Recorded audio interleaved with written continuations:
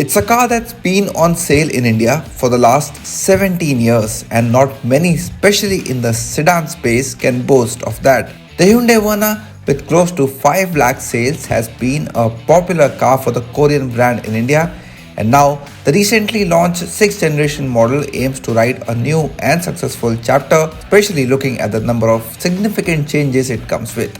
Key amongst them is the way the sedan now looks.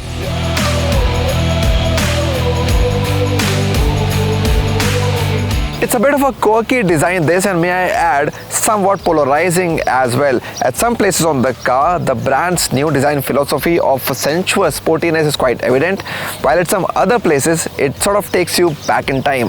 The highlight for me on the face are these connecting DRLs, look quite nice, and these, along with connecting tail lamps, you will find them on all but the base variants of the car. And then you have this black parametric grille. This also looks quite nice, and this one is there on all the trims of the new Verna.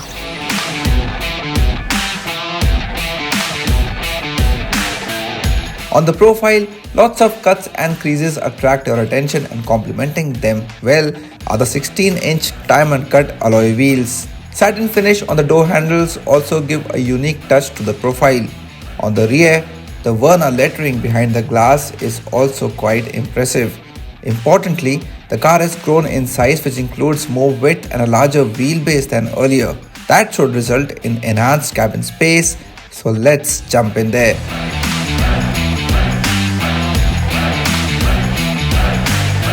But before we talk about the space, let's take a look at the features.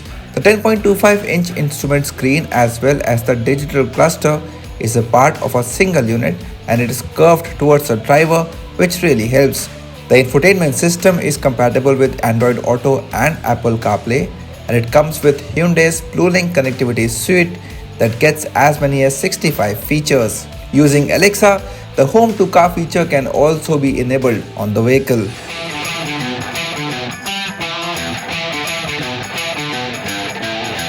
Many features are seen for the first time in the segment, and you can trust Hyundai to do that. Now these include heated and ventilated front seats, both of them. That's quite nice. And you also get powered driver's seat. You can adjust it for reach and recline, but you can't adjust it for height. But the good thing is that the manual height adjuster is there on all the trims of the car. Then another cool thing is this switchable climate and infotainment controller. Press a switch and this becomes controls for the infotainment, and then press it again, becomes controls for the temperature settings. That's quite nice. But all these features you'll only find in this top SX optional trim of the car. That's the case with the 8-speaker Bose audio system as well. Lot of voice commands on the car, more than 100, and the good thing is that the new Verna also understands Hindi. Sample this. Sunroof kholo. Opening the sunroof. और ये खुल गया आपका sunroof.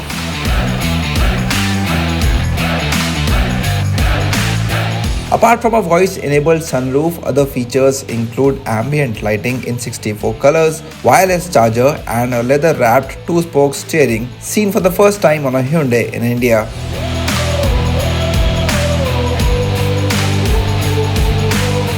Here's what I really like about this new generation of the Verna. The second row space has really gone up. So in terms of knee room, shoulder room, headroom, everything is so much better than earlier.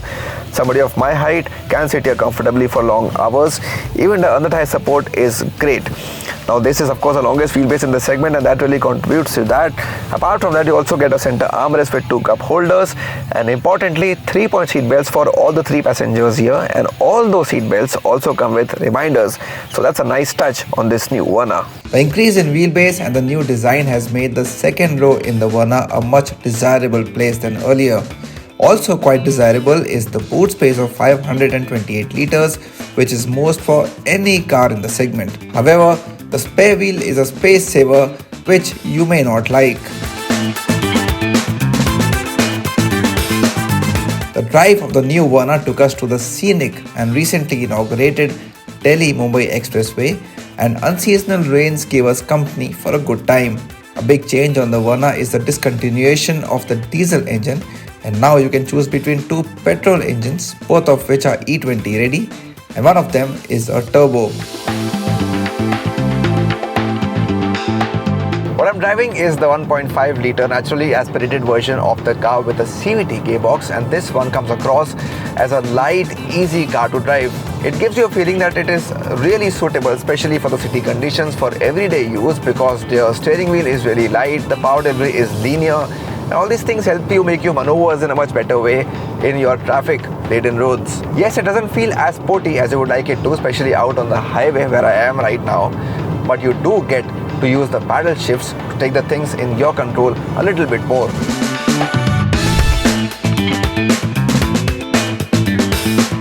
The refinement of this engine is impressive and NVH levels too are kept in check. However, a little more feedback coming from the steering will be appreciated, especially on the highways. Hyundai says that this IVT guarantees a fuel efficiency of 19.6 km per litre, which is 1 km higher than the 6-speed manual. Nothing really to complain about when you look at the ride quality, or for that matter the handling on the Verna. The car continues to excel in both these departments.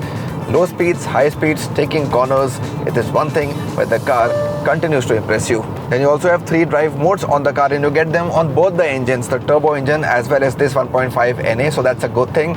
So you can switch between eco, normal and sport modes at a press of a button, which is next to your gear lever. The look on the cluster also changes, the colors change, so that's a good thing. The significant difference that you would expect is not there. It's a slightly subtle difference that you feel between these modes, but yes, especially on the highway, you do feel there's a little more thrust that comes with the implementation of the sport mode. What also helps is the introduction of an integrated starter generator on the car, which has made it a little more economical to run. Let's talk about safety and that one term that's really trending in these times, which is ADAS, or Advanced Driver Assistance Systems. Now the Verna gets level 2 ADAS features, as many as 17 of them, so that's a great number to have on this car. We saw them on the Tucson. The Verna gets a good number as well, and they really come in handy out on the highway where the lanes are clearly marked. Now I am experiencing this firsthand. A lot of these features are really making my drive a lot more safer than it would have been otherwise.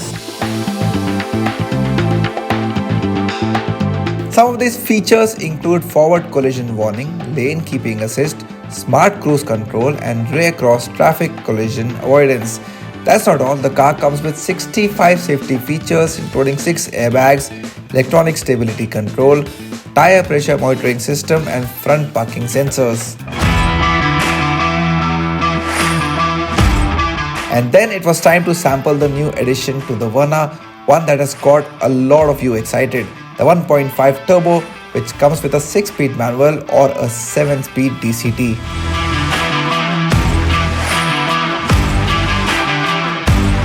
But the new 1.5 litre Turbo Petrol engine is the real deal on the new Verna.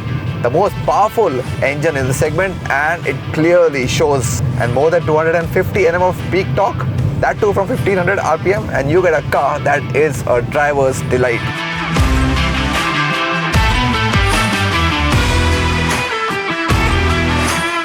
Add to that a 7-speed DCT transmission and paddle shifts, and you get a package that is ready to take on the best in the segment.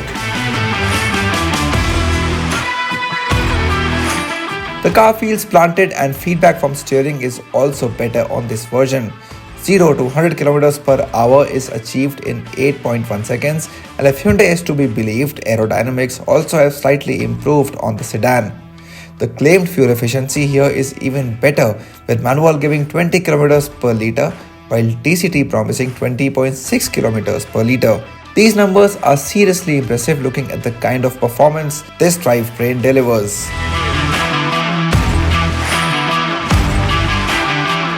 It's not about just performance, this car feels sporty by just the way it looks. So the cabin is all black, looks really nice, feels really good with red inserts all over. You get metal pedals, you get disc brakes on all the 4 wheels, and those red calipers on the front wheels look really cool.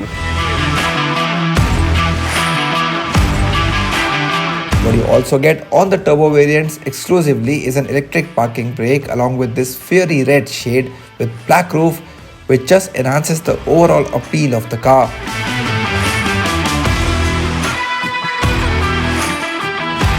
On to the prices, and the new Verna starts at 10,90,000 rupees for the base manual and goes up to 17,37,000 rupees ex-showroom for this top turbo DCT. In all, you get 10 trims to choose from, 4 of which are turbo. The starting price is much lower than all the main rivals, and even at top, the car is more affordable than the Slavia and Virtus. That should augur well for Hyundai, and it has already shown in the bookings where the car is hovering around the 10,000 mark. It's been a good 12 months for the compact sedan segment in India with the arrival of some worthy cars, and this new gen Verna rounds it off pretty well. If you're looking to buy one from this segment, it will not be easy to ignore this car.